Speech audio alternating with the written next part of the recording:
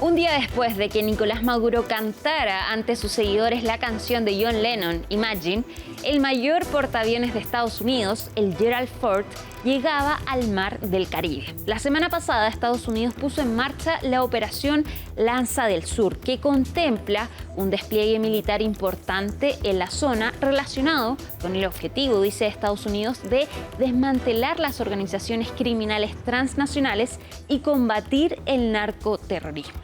Desde comienzos de septiembre pasado, Estados Unidos ha atacado una veintena de supuestas narcolanchas y asesinado a más de 80 tripulantes. Pero eso no es todo. Este fin de semana, el secretario de Estado, Marco Rubio, anunció que Estados Unidos designará al Cartel de los Soles como una organización terrorista extranjera, la que, según ellos, está dirigida por Nicolás Maduro y otros altos funcionarios de gobierno.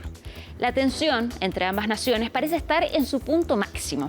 Trump dice que hablará con Maduro en algún momento, mientras que Maduro le responde que quien quiera hablar con Venezuela lo deberá hacer face to face. La semana pasada, funcionarios le informaron a Trump sobre las diversas opciones de operaciones militares dentro de Venezuela, como ataques contra instalaciones militares y rutas de narcotráfico. Funcionarios dicen que Trump aún no toma una decisión y es posible que el mandatario decida incluso no tomar ninguna acción. Pero sin duda es un tema que tiene en alerta no solo a Estados Unidos y Venezuela, sino también a toda la región. Y la pregunta es, ¿qué es lo que Trump quiere hacer en Venezuela? Y sobre todo, ¿cómo pretende hacerlo? Aquí comienza Conexión Global Prime.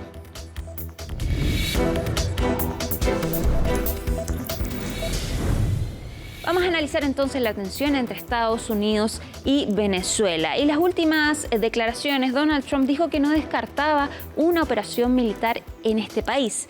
Y muchos recuerdan entonces lo que pasó hace 30 años, cuando Estados Unidos invadió Panamá. ¿Puede ser este el mismo escenario? Lo vemos en el informe de Laura Soto.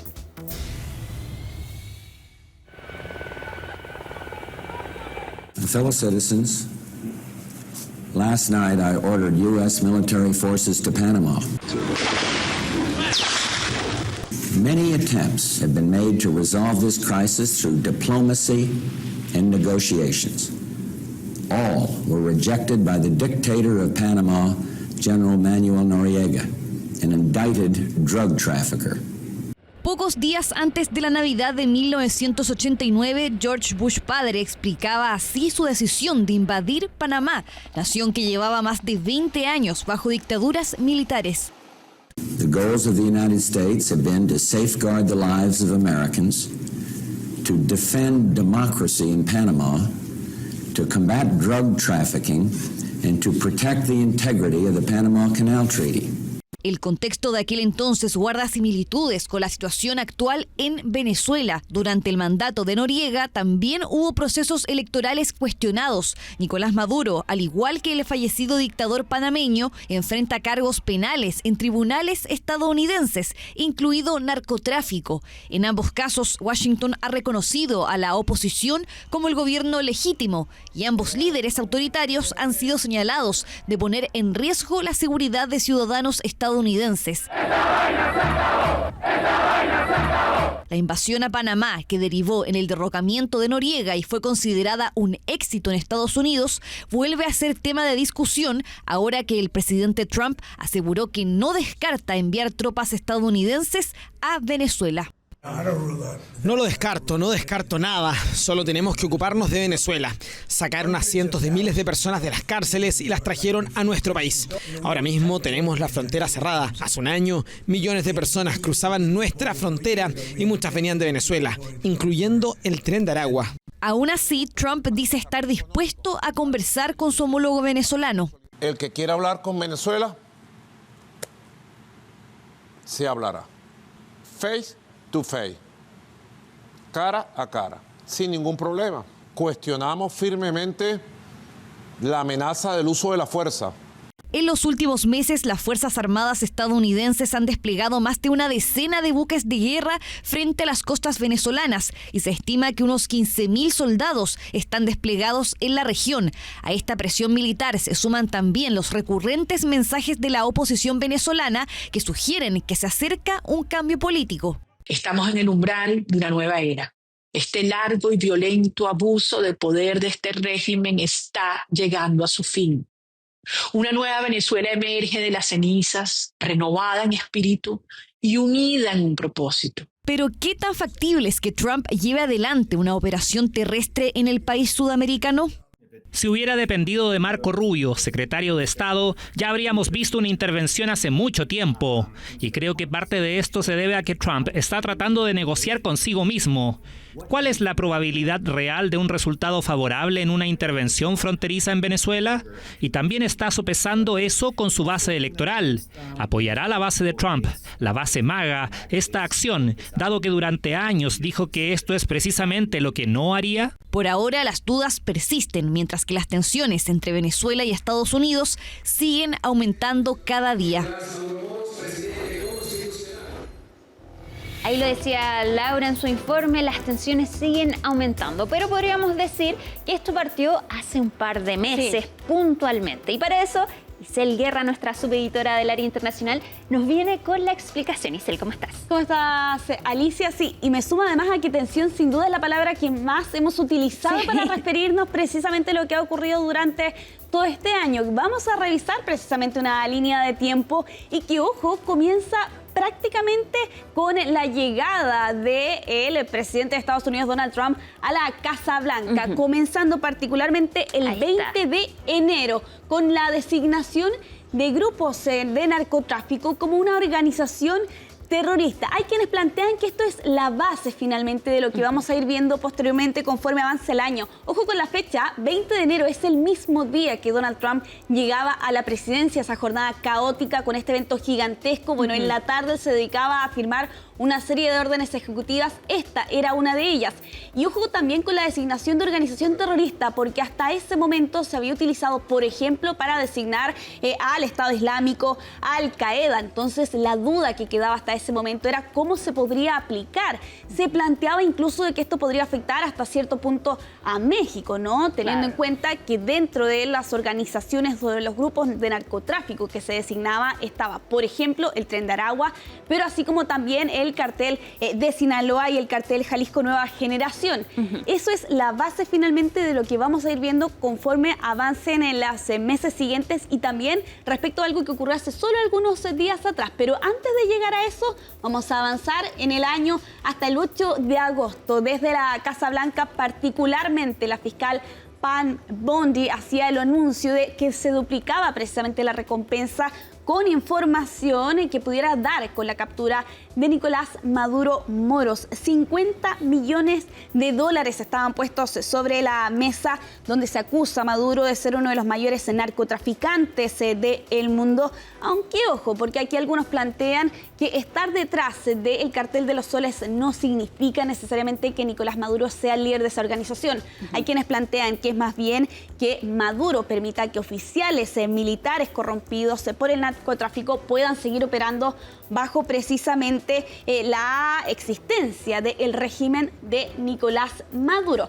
Esa información de que ahora se estaban ofreciendo 50 millones de dólares por información que diera su captura, por lo demás daba la vuelta al mundo. Era llamativo, por cierto, se superaba algunos récords anteriores respecto de montos que se estaban ofreciendo por la captura de una figura y en este caso por la del líder venezolano. Vamos a avanzar, pero nos quedamos en el mismo mes de agosto. Aquí es cuando ya comenzamos a ver sin duda el aumento de las tensiones de manera mucho más gráfica, con este anuncio del despliegue militar en el Mar Caribe. En ese momento eran 4.000 infantes de marina con despliegues en las aguas que rodean no solo a América del Sur, sino que también el Caribe. Y ojo con el listado de figuras que llegan precisamente hasta este lugar: buques de guerra, un submarino de ataque de propulsión nuclear, aviones de reconocimiento, destructores, cruceros, lanzamisiles, días después, Venezuela hacía su propio anuncio, ¿no? De su propio despliegue.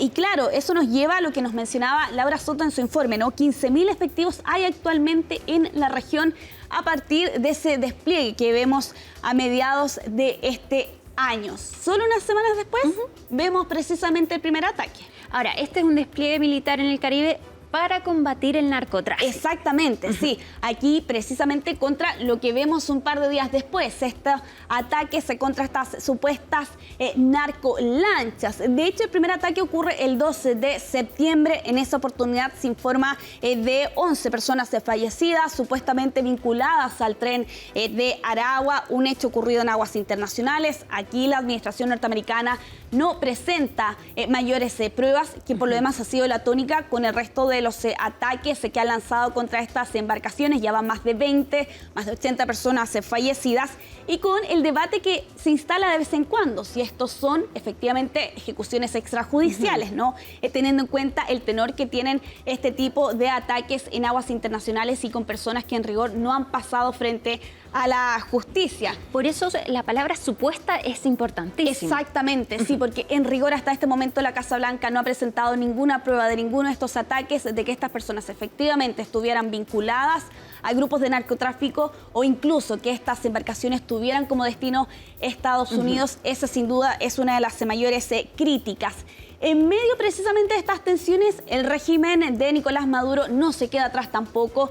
Hace una serie de anuncios y entre ellos esta convocatoria de la movilización de las milicias. Eso en su momento, Alicia, también dejaba varias preguntas, porque hablaban de una convocatoria inicial de más de 4 millones de milicianos, posteriormente sumaban otros 8. La verdad es que esa cifra hasta este momento es difícil, por no decir imposible, de poder verificar. Pero desde el régimen utilizan esta retórica, ¿no? De una base poderosa, con entrenamientos a la población civil. Por esas fechas veíamos precisamente a habitantes de Venezuela de todas las edades siendo entrenados precisamente con diferentes tipos de armamento. Y en medio de esto están las declaraciones también que han dado la vuelta al mundo de Not War, Peace, que está haciendo Nicolás Maduro. Sí, un llamado directo a el presidente de Estados Unidos, por lo demás, en las diferentes intervenciones que hemos visto, sobre todo esta última semana, que es de hecho uno de los últimos puntos más bien en medio de estas tensiones, ¿no? Ya se los habíamos mencionado al inicio, la designación de una organización terrorista ahora precisamente a este grupo, el Cartel de los Soles. Y con la pregunta que habíamos instalado al principio, ¿no? Si eventualmente ese anuncio podía significar una invasión a México. Bueno, esa es la pregunta que queda ahora entonces respecto del caso de Venezuela, que se daba a conocer el pasado fin de semana, anunciado por el Departamento de Estado del país norteamericano, y que señala que a contar del próximo 24 de noviembre se va a designar entonces, o entra en vigor la designación de una organización terrorista respecto del Cartel de los Soles, que recordemos, la Casa Blanca liga directamente con el presidente de Venezuela. Isel Guerra, muchísimas gracias por esta explicación tan detallada. Que estés bien. Igual tú. Nos vemos. Y ya para comenzar de lleno con este análisis, vamos a tomar contacto con Frank Mora. Frank, muy buenas noches, muchas gracias por acompañarnos. La última vez que conversamos fue cuando usted era embajador de Estados Unidos ante la OEA, vino a Chile y ahí pudimos hablar, pero ahora le invitamos en ese cargo también, pero usted también fue ex subsecretario adjunto de Defensa para el hemisferio occidental. Nuevamente, bienvenido y muchas gracias por estar con nosotros.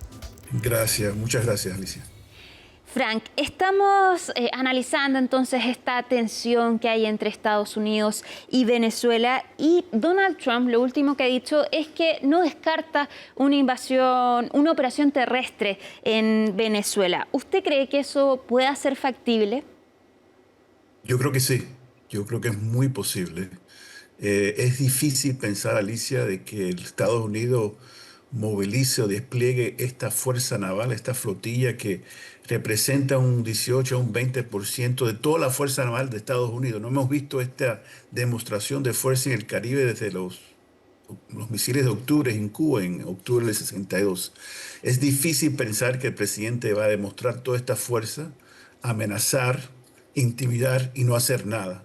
Pero tiene que hacer algo. Yo no pienso que una invasión es viable, factible, no creo que eso es posible, pero una operación militar quirúrgica a través de bombardeo creo que sí es posible. Él tiene que declarar victoria de alguna manera, aunque no el resultado no sea un cambio de régimen, él tiene que declarar victoria y irse del Caribe sin ningún resultado más allá de los dos lanchas rápidas, no creo que sería políticamente, por lo menos para él, factible. Ahora, Frank, la última información que tenemos, según The New York Times, es que al parecer Estados Unidos rechazó una propuesta de que Nicolás Maduro dejara el poder en 2 años más. ¿Usted cree que hay opciones de una solución diplomática? Ambos mandatarios han hablado del diálogo, pero claro, ¿usted cree que eso sea factible o posible dado todo este despliegue militar de Estados Unidos? Es que el objetivo anunciado por el gobierno de Estados Unidos es desmantelar lo que ellos dicen el narcoterrorismo en el Caribe, en particular en Venezuela. Ellos nunca han dicho que el cambio de régimen es el objetivo, aunque muchos piensan que cómo uno va a utilizar toda esta fuerza y no tener eso como objetivos. Yo creo que el presidente anda en este momento buscando una victoria. Y si Maduro o el régimen en Caracas decide darle algo, un beneficio económico o hacer promesas que él después puede declarar victoria, como he dicho, desde un punto político, yo creo que Donald Trump estaría dispuestos a tomarlo. Ahora bien, ¿está interesado Donald Trump en que Caracas o que haya un cambio de régimen en Venezuela? Sí, pero él está dispuesto a pagar, hacer el costo, tomar las medidas necesarias. Eso no lo sé. El cálculo es por parte de Maduro y compañía si ellos están realmente dispuestos a irse del país por esta demostración de fuerza y el costo que podría tener para ellos irse del país y dónde van a aterrizar sin ser perseguidos por la justicia internacional. Ahora, ¿usted cree también que dentro de toda esta ecuación también es un factor importante los intereses económicos de Estados Unidos en la zona, por ejemplo, Chevron en Venezuela? Sí, y especialmente el presidente siempre ha hablado de hace mucho tiempo del petróleo venezolano, entre comillas, ¿no? Yo creo que eso puede ser un resultado quizás que puede Maduro negociar, aunque él le envió una carta al presidente Trump ya hace un mes y medio más o menos, donde le ofrecía todos estos beneficios económicos en Venezuela y aparentemente la Casa Blanca rechazó esa oferta. No sé si ahora estaría la Casa Blanca dispuesto a aceptar esos beneficios si es que Maduro le ofrece esas oportunidades. Lo que sí está claro es, y vuelvo a repetir, el presidente no puede políticamente simplemente recoger la flotilla naval y irse para su casa sin ningún resultado o beneficio para él. Y eso es importante. Y es por eso que yo creo que es posible que el presidente ordene una operación militar aérea donde él después puede decir que era desmantelado el cartel de los soles y el tren de Aragua y poder decir políticamente que su acción y medidas militares tuvieron algún resultado. Ahora, Frank, hemos aprendido lo que lleva Donald Trump de mandato, que es difícil predecir sus jugadas, sus movimientos, pero claro, está en una situación difícil, pero él mismo se puso en esta situación al ordenar este despliegue militar. ¿Usted cree que cuando toma esa decisión debe haber tenido algún tipo de claridad entonces hacia dónde quería ir con toda esta maniobra, o no? Muy buena pregunta, Alicia, y esa es la crítica que yo he tenido, es que aquí no hay una estrategia coherente. Hay muchas amenazas, hay una operación psicológica para intimidar y forzar a Maduro y compañía para irse del poder. Pero eso no es una estrategia, eso es una expectativa. Y yo creo que, como dijiste muy bien, ahora se encuentra en una esquina con menos opciones que hacer algo, ¿no? Para tener algún resultado. Y puede ser que los objetivos han cambiado, porque quizás para él se da cuenta de para un cambio de régimen se requiere mucho más que una operación militar aérea. Y él no está dispuesto, y eso sí estoy muy seguro yo, de que en ninguna circunstancia el presidente Trump va a enviar tropas para una invasión de Venezuela. Bueno, y en base a su respuesta, entonces, me parece que usted tampoco ve un paralelo importante entre lo que está ocurriendo ahora y lo que ocurrió en el derrocamiento de Noriega en Panamá, cuando se anuncia esta operación Lanza del Sur. El senador Lindsey Graham dijo que había circunstancias similares. ¿Usted cree que eso sea un modelo para esta situación o cree lo contrario? Yo creo que lo contrario, o sea, puede que el objetivo sea igual, ¿no? El derrocamiento de Noriega, la salida de Maduro, y en ese sentido puede que sea el objetivo similares, pero la idea de la posibilidad de una invasión terrestre en Venezuela, como se hizo, por supuesto, en Panamá, eso es que no está dentro de las posibilidades políticas del presidente. Su coalición política dentro de Estados Unidos no está a favor en ninguna manera de invasión o de, como dicen ellos, aventuras extranjeras militares.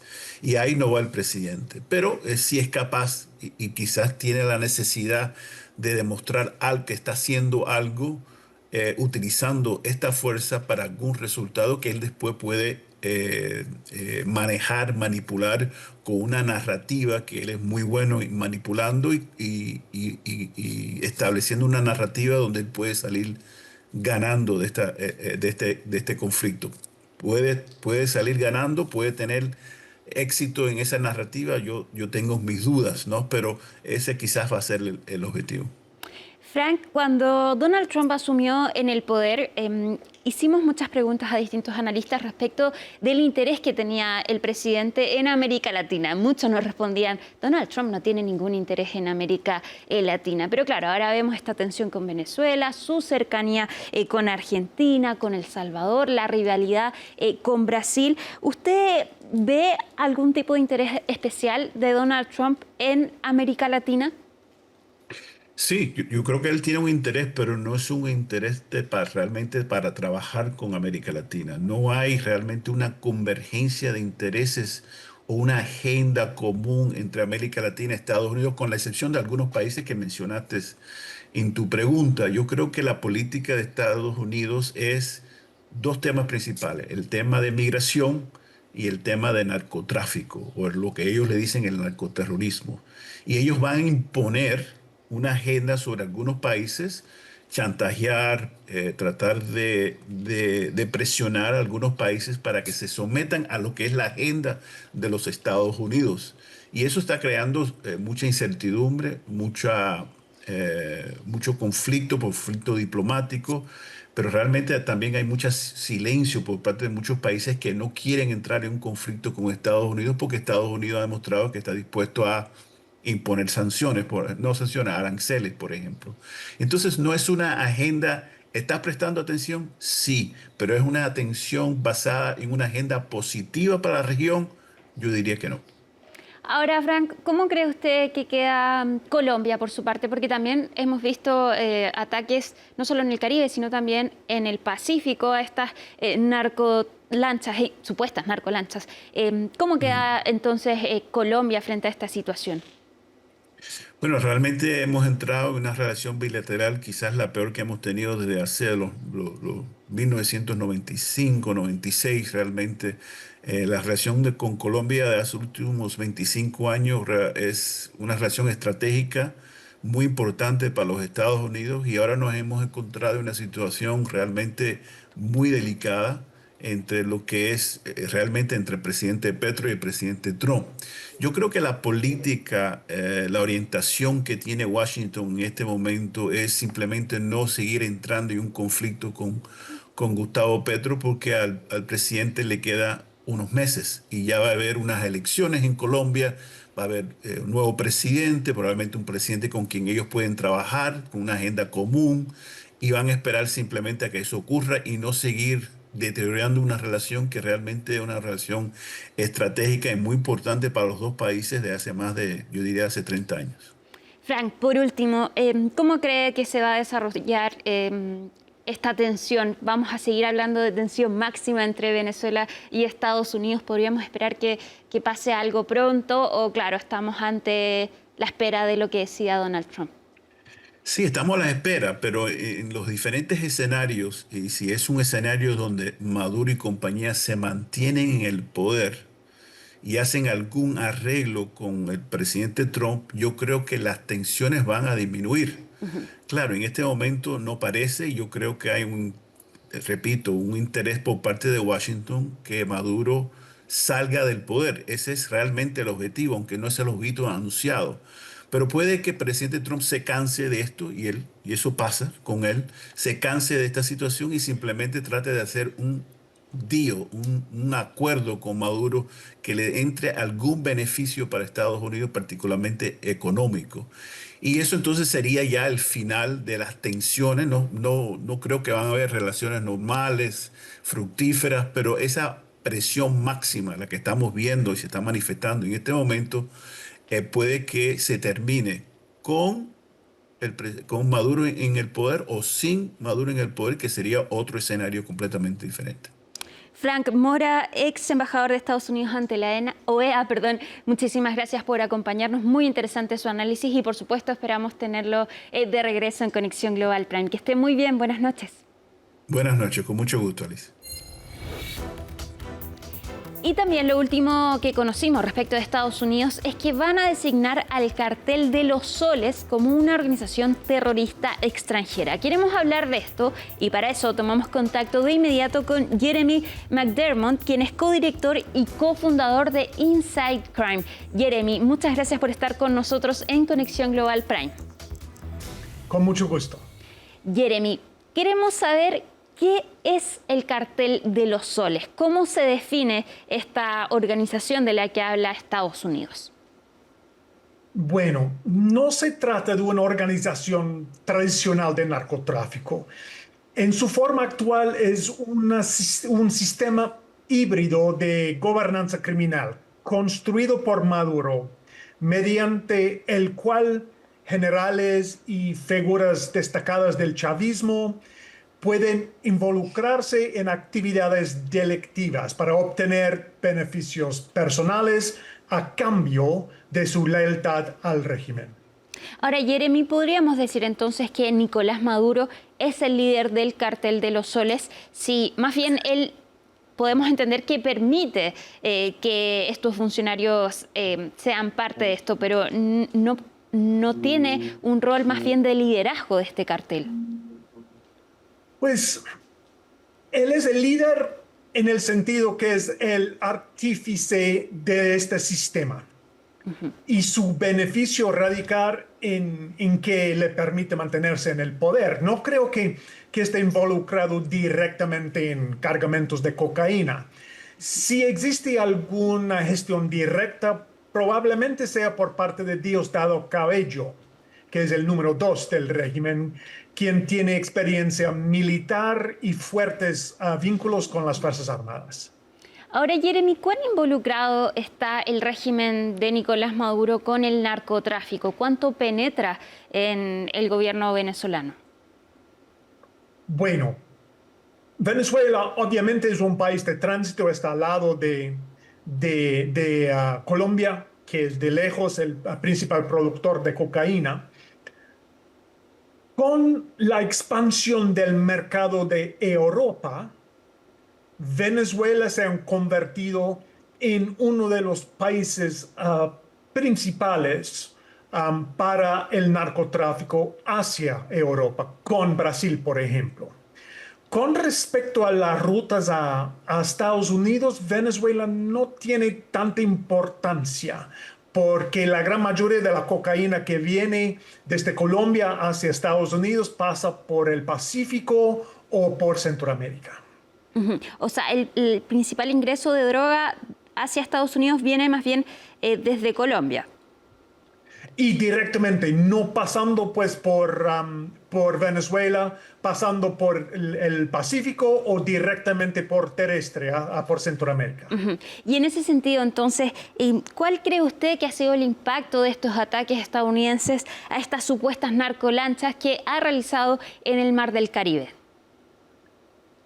Para nosotros, los ataques contra lanchas rápidas han logrado hasta ahora solo dos objetivos en la lucha contra el narcotráfico. Primero, han obligado a los traficantes a modificar sus métodos de transporte, pasando de lanchas rápidas a barcos pesqueros, cargueros, yates, semisubmersibles o contenedores, o bien a utilizar la ruta terrestre a través de Centroamérica. Segundo, lo han forzado algunos narcotraficantes a cambiar rutas que solían pasar por la costa norte de Venezuela. Entonces, Jeremy, ¿usted diría que es efectivo estos ataques para evitar el ingreso de drogas a Estados Unidos o es inefectivo? Es inefectivo, en el sentido que no está interrumpiendo la producción ni el flujo de cocaína hacia Estados Unidos, solamente está forzando a los narcotraficantes a usar métodos diferentes o rutas diferentes que no pasa por Venezuela. Jeremy, ¿y usted cree que las redes de narcotráfico en Venezuela son un obstáculo importante para hacer un cambio de régimen que muchos dicen es el verdadero objetivo de Donald Trump en el lugar? Bueno, dos facetas de esta pregunta. La primera es tenemos que reconocer que los procedentes de crimen organizado, no solo del narcotráfico, son esenciales para mantener el régimen actual de Maduro en el poder, porque Maduro no genera suficientes ingresos para asegurar la lealtad de los generales ni las figuras claves del régimen. Él debe permitirles el acceso a estos ingresos para sobrevivir. La cuestión es si los militares renunciarán a ellos, a los ingresos, ante un cambio de gobierno. Y yo creo eso es poco probable. O sea, en ese sentido, si es que hubiese un cambio de régimen, el narcotráfico no está claro, entonces, ¿cómo quedaría? ¿O quién se beneficiaría del narcotráfico en Venezuela? Lo que hemos visto es que el narcotráfico se adapta supremamente rápido a cualquier cambio de las condiciones.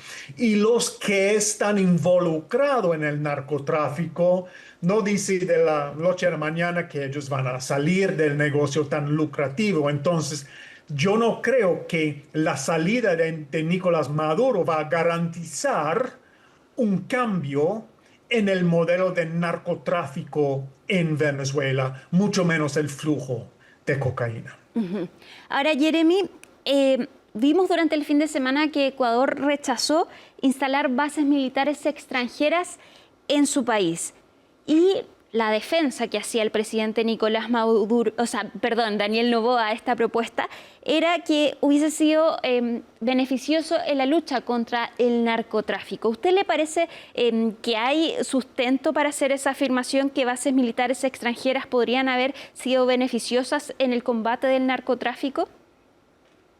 Bueno, si una base extranjera en Ecuador se utiliza exclusivamente para atacar buques y bombardear supuestas infraestructuras de narcotráfico, entonces no será una herramienta eficaz contra el narcotráfico. Si forma parte de una política internacional más amplia, de cooperación con socios de América Latina combinada con el intercambio de información y inteligencia, entonces sí podría serlo. ¿Usted cree que Estados Unidos, sabemos que tenía interés en que se aprobara esta propuesta, que genuinamente hubiese sido una herramienta importante para Estados Unidos en su lucha contra el narcotráfico, instalar estas bases en el país? Perdón, yo no entendí la pregunta. Le pregunto si es que esta propuesta de estas bases, de instalar bases extranjeras en Ecuador, hubiese sido una forma genuina para Estados Unidos de combatir el tráfico. ¿Usted cree que esta propuesta para Estados Unidos efectivamente iba solo en el ámbito de luchar contra el narcotráfico o probablemente habría otras intenciones de parte de Estados Unidos? Yo no sé, yo realmente no sé qué pasa en la mente de presidente Trump, y que hemos visto es que él ha cambiado toda la estrategia, no solo contra el narcotráfico, pero en la forma de interactuar con América Latina. Entonces es muy difícil predecir cuáles son las intenciones. Bueno, ha sido difícil todo este año con Donald Trump entender cómo funcionan sus intereses e intenciones. Jeremy McDermott, muchísimas gracias entonces por estar en Conexión Global Prime y esperamos tenerlo de vuelta en otro capítulo. Que esté muy bien y muy buenas noches. Con mucho gusto. Y nosotros nos vamos a la pausa, pero precisamente este es el tema que vamos a analizar con Raúl Sor respecto de este referéndum que se rechazó en Ecuador y que una de las propuestas era permitir la instalación de bases extranjeras militares dentro del país. Ya volvemos entonces con más Conexión Global Prime.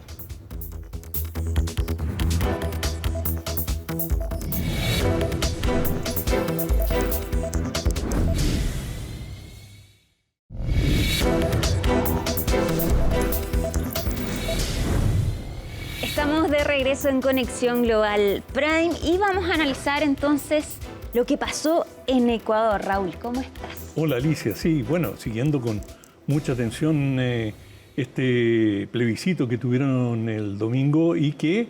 Le dijeron 4 veces no a Daniel Noboa. Claro, con 4 preguntas muy importantes todas ellas y en las 4, digamos, con distintos porcentajes, pero sí, en global, yo te diría 60% por el no y 40% por el sí, aunque variaba en algunas preguntas. El rechazo era menor en alguna o la aprobación era mayor en otra, pero el hecho concreto es que Noboa salió con un ojo en tinta, digamos, metafóricamente, por supuesto. Sí. Y no se lo esperaba. Y bueno, ahora, claro, ya se empieza a hacer un balance, pero la primera reacción de sus partidarios es: aquí no ha pasado nada. Esto demuestra la voluntad democrática del presidente de que ante temas que pueden ser conflictivos, él llama y consulta a la población. Bueno, y si la población ha dicho que no, somos los primeros en acatarlo y trataron de minimizar lo que es una derrota de proporciones. Ahora, una buena estrategia, porque ¿qué más podían hacer? Bueno, sí. No les quedaba de otra. Sí, bueno, acá hay varios temas. La primera pregunta, quizás, y una de las que más relevancia tuvo, era la creación de una asamblea constituyente. Sí. Era la cuarta pregunta, si no me equivoco. Y esto, Noboa nunca aclaró cuál sería la misión. Es decir, la misión era escribir una nueva constitución, pero eso es muy vago. Es decir, ¿qué quería poner en la constitución específicamente? Y eso no lo detalló. Y al generar la incertidumbre en muchos sectores políticos en Ecuador, esto generó recelo.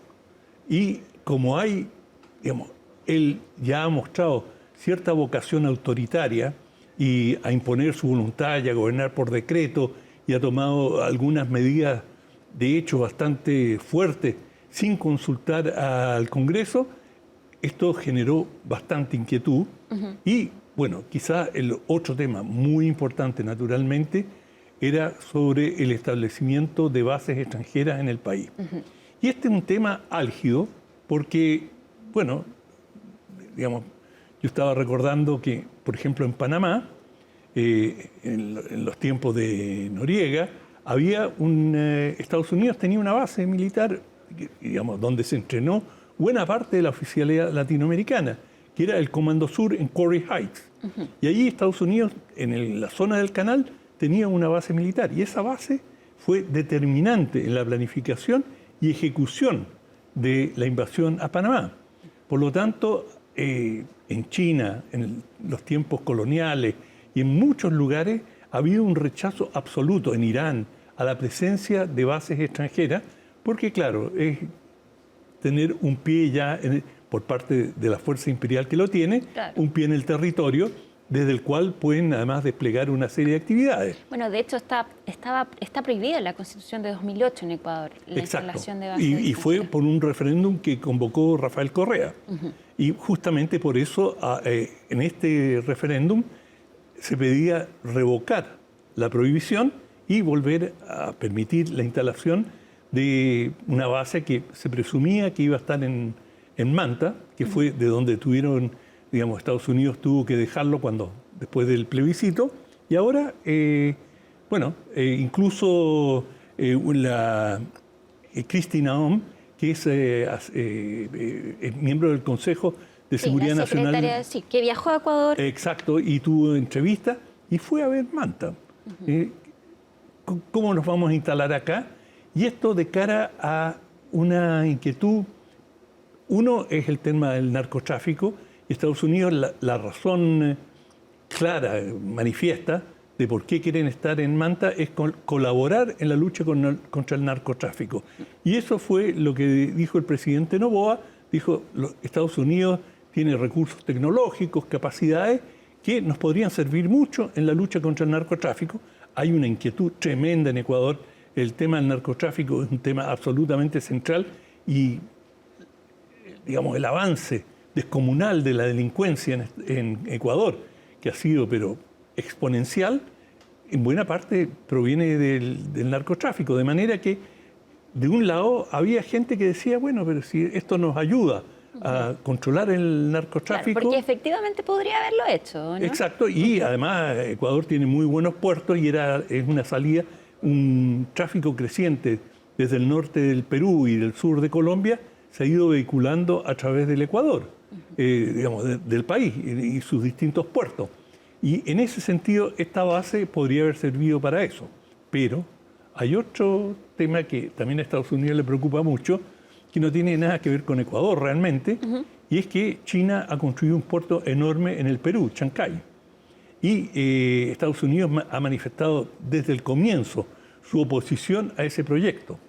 Y, bueno, una manera de no neutralizarlo, pero tener una vigilancia cercana, tampoco es tan cercana no, físicamente, pero tener una presencia sólida en una base en el Pacífico, en América del Sur, digamos, de un país vecino al Perú, sería un buen recurso para mantener esa vigilancia frente a lo que Estados Unidos sospecha puede ser una utilización de ese puerto más allá de los motivos comerciales. De manera que Estados Unidos estaba bastante jugado en esta consulta y había dado todas las señales de apoyo a Noboa, al cual lo ha promovido como un aliado estrecho. Por lo tanto, esta derrota en el referéndum del domingo es también una gran derrota para Estados Unidos, gran derrota en términos relativos a lo que es su presencia en Sudamérica, pero es un revés en su estrategia. Estados Unidos hubiese querido, y probablemente sigue queriendo, tener esa base en Ecuador. Ahora, ¿esto podría afectar la relación de Estados Unidos con Noboa, este revés? No creo que al contrario, digamos, Noboa va a decir con razón, bueno, yo hice lo que pude, precisamente convoqué a este plebiscito, yo consulté, no puedo hacer estas cosas, digamos, más allá de lo que el pueblo quiere. Él ya tiene, digamos, una disminución de su popularidad todavía, según las últimas encuestas, tiene una popularidad razonable, pero ha ido bajando y ha tenido una serie de conflictos muy serios. Bueno, hemos hablado varias veces de los motines carceleros, de la enorme huelga bananera que ha enfrentado y el aumento de la delincuencia, de manera que todos estos factores que él había prometido superar, y uno muy importante que ha sido permanentemente un tema que le ha costado, ha hecho caer varios gobiernos en Ecuador, el precio de los combustibles, que en todo el mundo es importante. Sí, en todo. En Bolivia. Claro, es decir, a todo el mundo y en Estados Unidos. Claro. O sea, el precio del combustible, los gobiernos hacen lo imposible, especialmente antes de las elecciones, para bajar el precio del combustible, Porque claro, eso le afecta a prácticamente todo el mundo. Y el que no tiene auto le va a afectar porque el transporte y el alimento, todo sube si el petróleo sube. Y hay un subsidio al petróleo, digamos, al consumo de petróleo o de los derivados del petróleo en Ecuador, y Noboa, digamos, que tiene una relación muy estrecha con el Fondo Monetario Internacional, que una de las primeras recomendaciones que hace siempre es retirarle cualquier subsidio al combustible.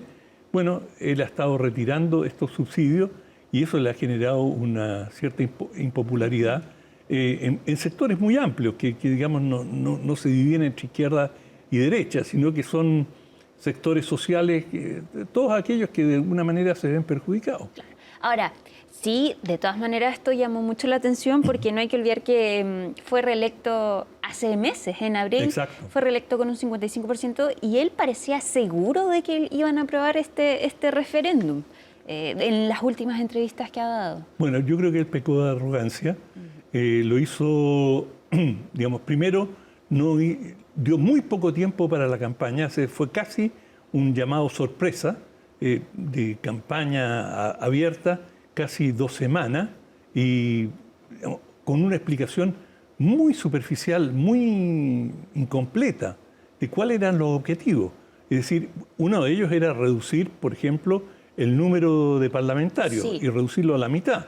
Y bueno, también quitar el financiamiento estatal a los partidos políticos. Exacto. Y ahí estaban las 4 propuestas. Exacto. Y bueno, en todos los países democráticos, si no hay apoyo a los partidos políticos, hay muchos partidos políticos, especialmente los de extracción más popular, que simplemente no tienen financiamiento.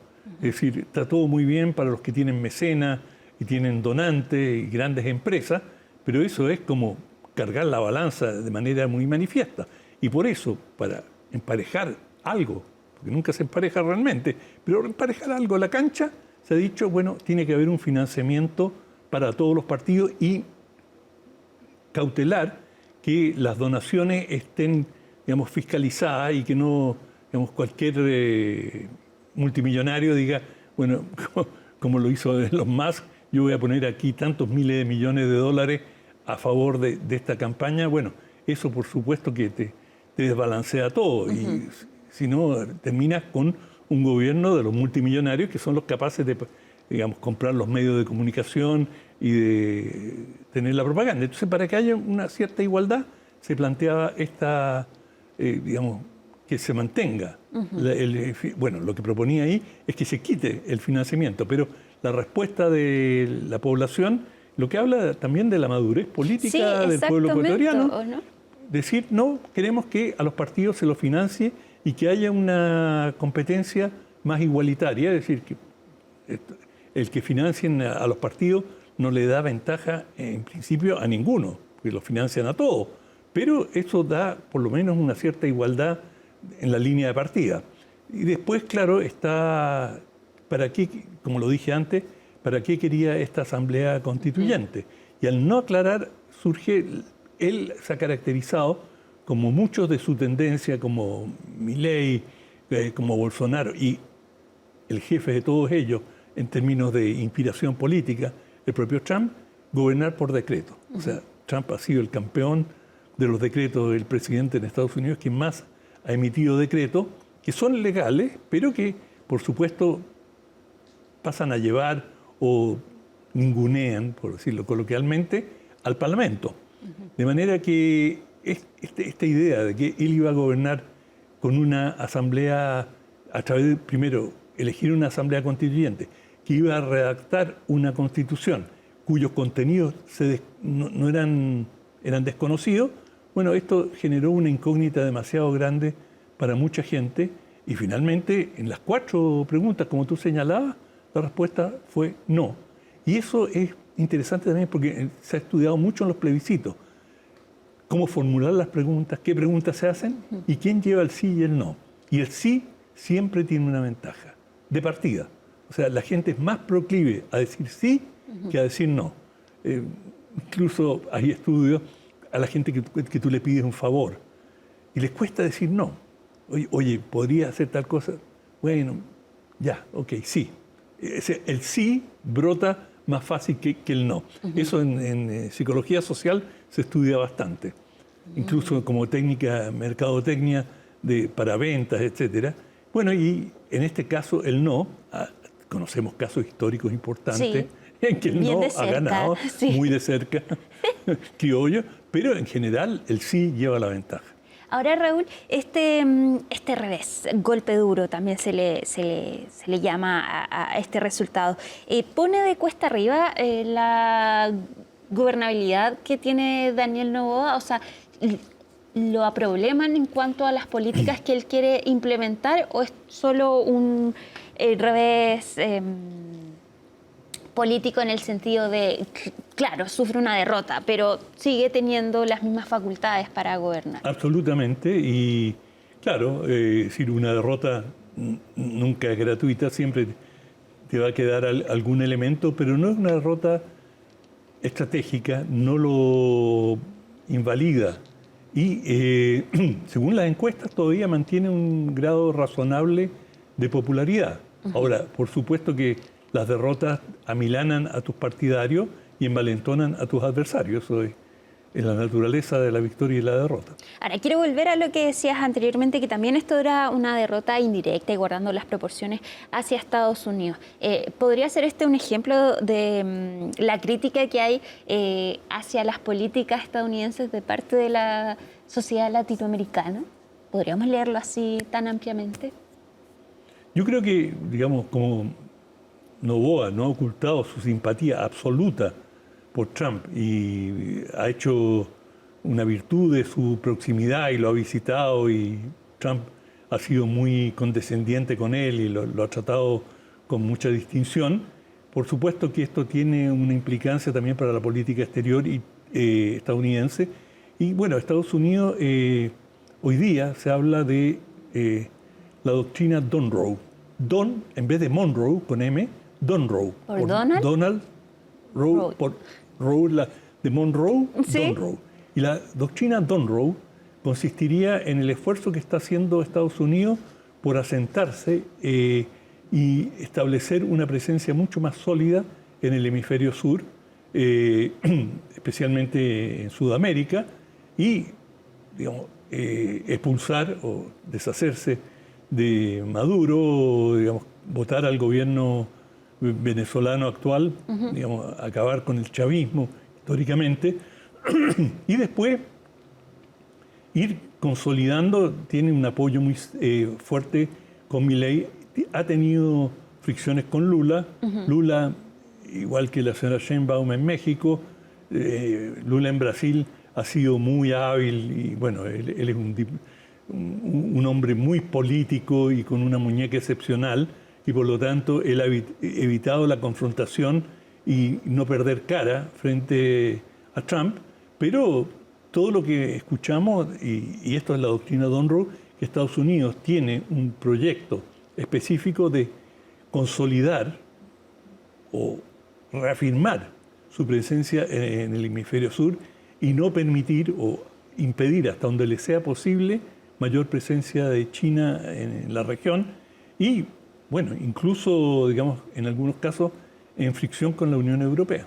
Ahora, cobra mucho más sentido entonces que la oposición ecuatoriana decía no queremos ser el patio trasero de Estados Unidos en medio de esta campaña por el referéndum. Entonces también habla esto del rechazo hacia el interés que tiene Estados Unidos, que no es en beneficio de América Latina, sino es un interés solo estadounidense.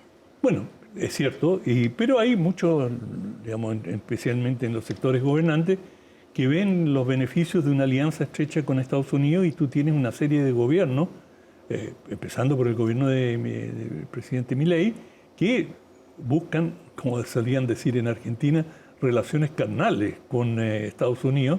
Esa era la expresión que se usó en algún momento. No lo dices tú, lo dijo.